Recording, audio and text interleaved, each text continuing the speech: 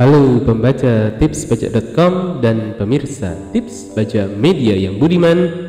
Pada video kali ini kita akan membahas mengenai aplikasi iBuPod PPH pasal 23. Nah, ini yang akan kami paparkan ini adalah slide bukan kami yang bikin, tapi ini adalah slide yang dibuat langsung oleh DJP untuk pihak eksternal.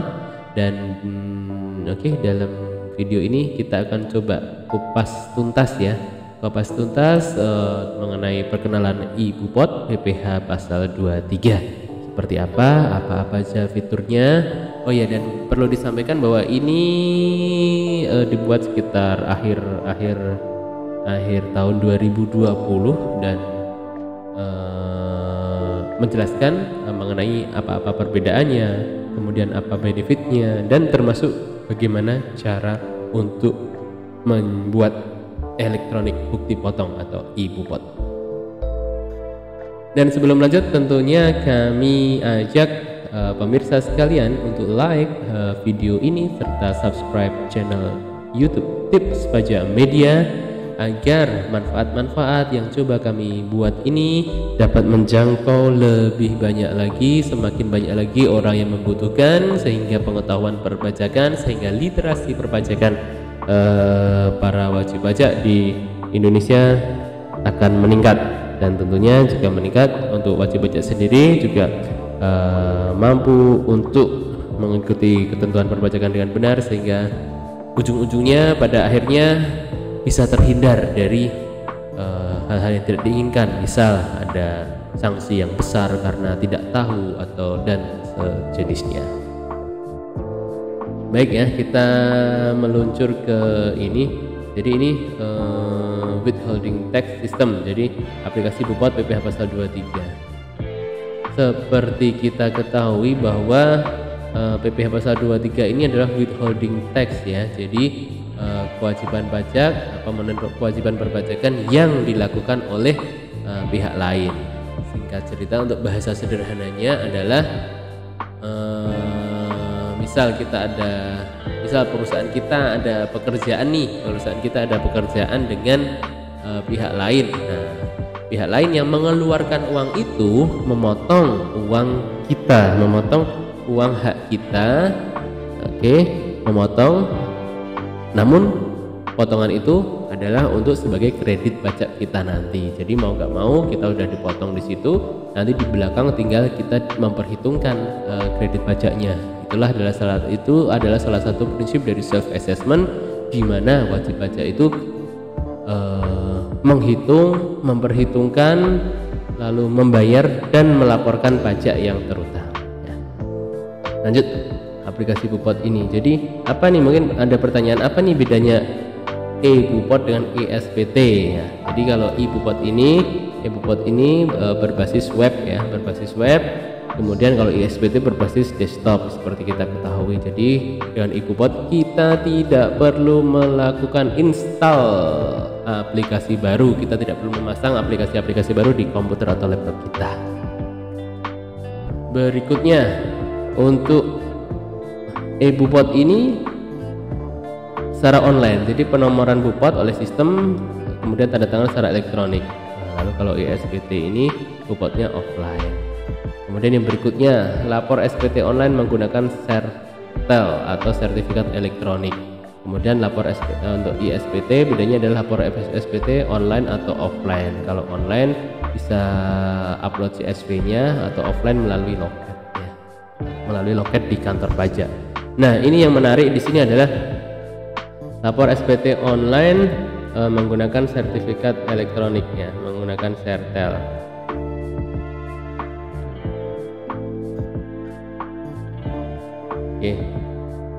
Lapor menggunakan SERTEL. Jadi enaknya di sini adalah ketika kita bikin iBuPod ya, bukti potong, nanti otomatis ada menu nih, otomatis ada menu untuk melaporkan PPH pasal SPT masa PPH pasal 23 kita.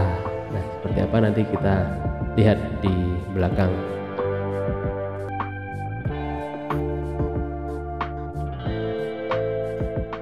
Nah, ini overview-nya. Jadi iBuPod ini merupakan aplikasi yang berbasis web.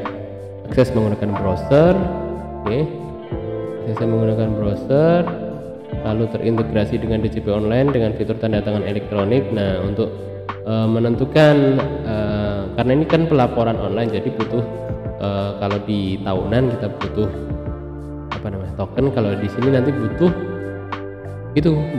sertifikat elektronik, jadi memastikan bahwa yang lapor ini benar-benar yang berhak gitu.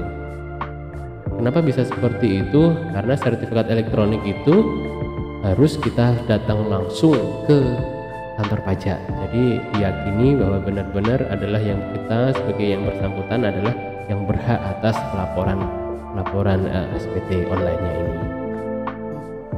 Kemudian ini perlu aktivasi e-fin, tentu saja ya, aktivasi e-fin, registrasi ke DJP online, dan aktivasi akun DJP online karena online. Jadi di e-Bupot ini nanti adalah ada di menunya di salah namanya pra pelaporan, ada di menu itu, nanti ada menunya di lapor di SPT, maaf, di report ya, untuk pelaporan, e-filing.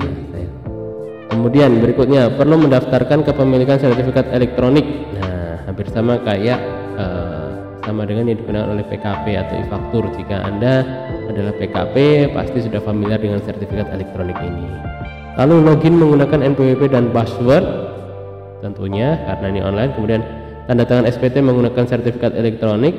Lalu untuk penomoran ini terpusat, jadi by system seperti itu. Fitur dari e-Bupot ini adalah ini ada di dashboard ini, lihat SPT, lihat daftar bukti potong, lihat cetak SPT induk, dan download bukti potong. Ini enak banget ya, jadi kita tinggal input bukti potongnya, nanti otomatis bisa tergenerate jadi SPT. Nah, seperti itu. Kemudian bagaimana jika banyak nih, ada bukti potongnya banyak. Oke, jika potongnya banyak nanti bisa ada fitur import Excel, nanti kita lihat. Lalu ada menu edit bukti potong, jika udah terlanjur bikin akan diedit. Lalu ada menu hapus, lalu ada menu pembetulan, ada juga pembatalan. Nah, lalu berikutnya ada apa nih, posting bukti potong, ada menu hitung tagihan, ada menu rekam data penyetoran PPh, setorannya ya, ada menu posting bukti penyetoran, tanda tangan SPT, kirim SPT massa, verifikasi Bupot pakai QR code, kemudian verifikasi SPT massa. Lanjut ya. Nah, alur penggunaan aplikasi Bupot seperti apa? Ya, ini yang pertama tentunya login ya, login di DJP online. Kemudian nanti setelah itu set penandatanganan bukti potong, lalu membuat bukti potongnya ya. Ini bisa key in itu langsung bikin input ketik satu-satu gitu, atau import Excel kalau bukti potongnya banyak. Kemudian setelah itu adalah kita posting ke SPT-nya. Oke, posting ke SPT, kemudian perekaman bukti setor. Bukti setor nih pelunasan bisa pakainya macam-macam, bisa pakai SSP, bisa juga pakai PBK atau pemindah bukuan. Oke, lalu berikutnya adalah penyiapan SPT, set tanda tangan SPT, dan kirim SPT. Nah, kirim SPT butuh sertifikat elektronik. Seperti itu ya. Ini bagus sekali alurnya, udah dibuatin nih sama kantor pajak nih. Jadi alurnya adalah login, kemudian set penandatangan, buat bukti potong. Intinya kita buat bukti potong, lalu bisa kita posting jadi SPT, bisa seperti itu. Next, ini adalah fitur lagi, penambahan role e-Bupot. Jadi caranya adalah masuk profil. Oh ya, ini enggak default, jadi di akun DJP online Anda harus kita aktifkan terlebih dahulu nih.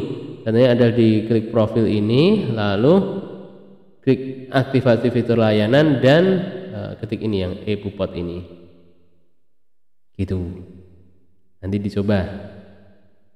Berikutnya login DJP online seperti biasa, ini udah kita familiar ya, login DJP online. Nah, jadi gini, ini untuk kita halaman 6 dulu ya. Untuk menu aktivasi role ini tentunya setelah masuk di JP Online ya. Nah, lalu setelah klik ini ubah fitur layanan, nanti otomatis dibawa keluar lagi nih, dibawa keluar lagi dari JP Online dan kita harus login lagi. Nah, lalu kita login dan tampilannya seperti ini. Yang perlu kita lihat adalah ini di sini menu lapor, kemudian menu pra pelaporan. Akan dicek ntar ya, lapor pra pelaporan, caranya seperti itu. Lalu di pra pelaporan ini ketika kita klik akan muncul ini gambar ini e-Bupot ini. Oke, back dulu ke halaman sebelumnya. Ini jika klik lapor tampilannya adalah seperti ini. Lalu silahkan kita klik pra pelaporan. Setelah kita klik pra pelaporan tampilannya adalah seperti ini ya. Lalu eksekusi deh, klik deh di e-Bupot. Nah, menunya seperti ini. Ini adalah perkenalan menu-menunya ya. Ini kalau hijau ini adalah lihat bukti penerimaan elektronik. Kalau ini gambar ini adalah lihat daftar Bupot. Kalau ini adalah lihat induk SPT dan ini adalah download Bupot. Oke, nanti silahkan dicoba. Nah, ketika klik lihat BPE ini, kita klik ini, klik di sini. Munculnya adalah seperti ini, cetakan BPE-nya, bukti penerimaan elektronik ya. Berikutnya. Lalu lihat daftar bukti potong mana? Lihat daftar bupot itu berarti yang nomor 2 ini ya. Nomor 2 ini ya, lihat daftar bukti potong. Ketika diklik keluarnya ini daftar bukti potong. Oke. Lanjut. Kemudian menu cetakan SPT induk. Ketika kita klik ini, lihat induk SPT ini nomor 3, 1, 2, 3 ini keluarnya adalah ini. Seperti ini, cetakan SPT induk. Langsung jadi SPT, enak ya. Lalu berikutnya ini. Berikutnya adalah klik ini, request bukti potong. Klik request bukti potong, tunggu permanent proses, ikon akan berubah menjadi download. Ikon download akan aktif selama 7 hari dan dapat dilakukan request ulang. Itu. Lalu ini adalah menu penanda tanganan. Penanda tanganan silahkan di sini nih. Masukkan NPWP.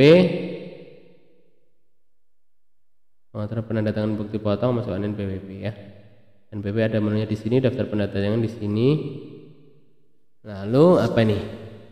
Ini adalah daftar bukti potongnya. Nah, daftar bukti potongnya tampilan seperti ini. Untuk SPT belum dikirim. Lalu ini untuk revisi SPT. Lalu lihat, ubah betulkan, hapus batalkan dan kirim email. Daftar bukti potong PPh pasal 23. Ya. Lalu bagaimana jika penanda tangannya adalah NPWP yang gabung suami?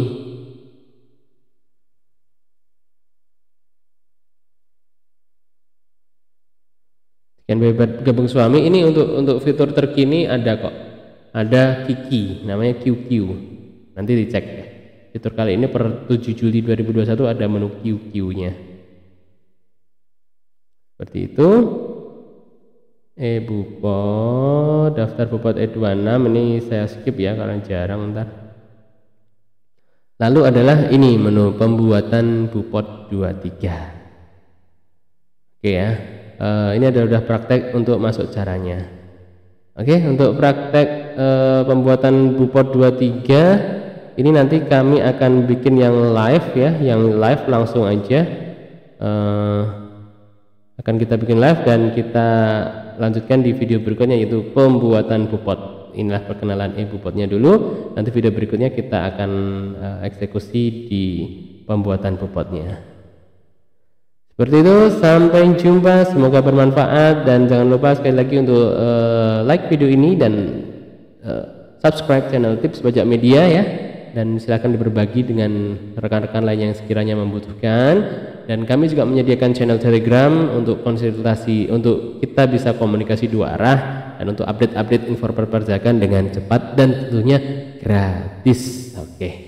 Baik, sekian salam sukses dari saya Bang Jaja dari tipspajak.com dan Tips Pajak Media. Salam sukses, sehat selalu. Bye bye.